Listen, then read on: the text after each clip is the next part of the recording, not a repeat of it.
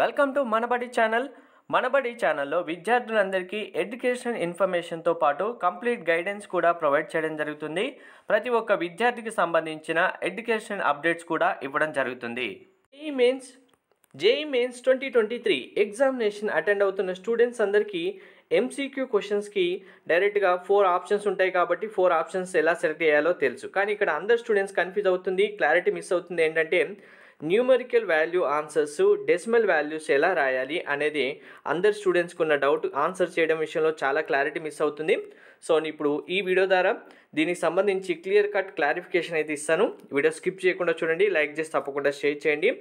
First thing, మనకు NTA rule ప్రకారం decimal values అనేవి 0.2 వాల్యూస్, 2 పాయింట్స్ వరకు మనం ఆన్సర్ అయితే చేయొచ్చు. అంటే ఇప్పుడు సపోజ్ మీకు న్యూమరిక్ వాల్యూ క్యాలిక్యులేట్ చేసినప్పుడు ఆన్సర్ అనేది 3 వచ్చింది అనుకోండి, మనం ఏం చేస్తాం, డైరెక్ట్గా 3 అని ఇస్తాం.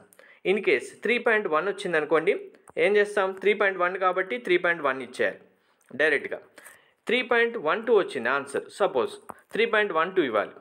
నెక్స్ట్ మీకు కనుక 3.123 వచ్చింది, అప్పుడు ఏం చేస్తాం, మనం క్యాలిక్యులేట్ చేసినప్పుడు ఇవ్వాల్సిన వాల్యూస్ పాయింట్ తర్వాత 2 వాల్యూస్ వరకే ఇవ్వాలి. కాబట్టి ఇప్పుడు 3.12ని మనం డైరెక్ట్గా 3.123 మనకు ఆన్సర్ వచ్చింది, 3.12నే మనం ఆన్సర్ మెన్షన్ చేయాల్సి ఉంటుంది.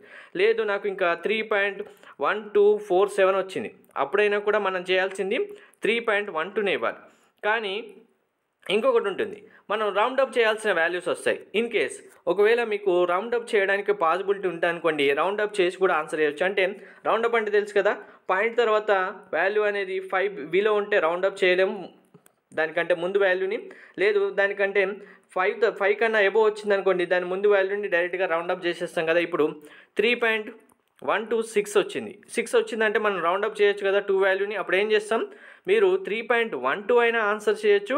లేదు అనుకుంటే రౌండప్ చేసి ఇదే వాల్యూని డైరెక్ట్గా మీరు 3.13 కూడా ఆన్సర్ ఇవ్వచ్చు. సో న్యూమరిక్ వాల్యూ విషయంలో డెసిమల్ పాయింట్స్కి క్లారిటీగా ఇప్పుడైతే నేను చెప్పినట్టుగా అర్థమైంది కదా అందరికీ. ఇలానే ఆన్సర్ చేయాలి కంపల్సరీగా.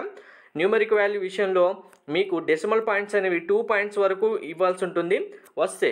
లేదు నాకు 3.0 వచ్చింది, అప్పుడు ఇది డెసిమల్ పాయింట్గా ఉంటుందంటే 3.0 వచ్చినా 3.3నే అవుతుంది, దాన్ని 3నే కన్సిడర్ చేస్తాం. 3 వచ్చింది ఆన్సర్ 3నే కన్సిడర్ చేస్తాం.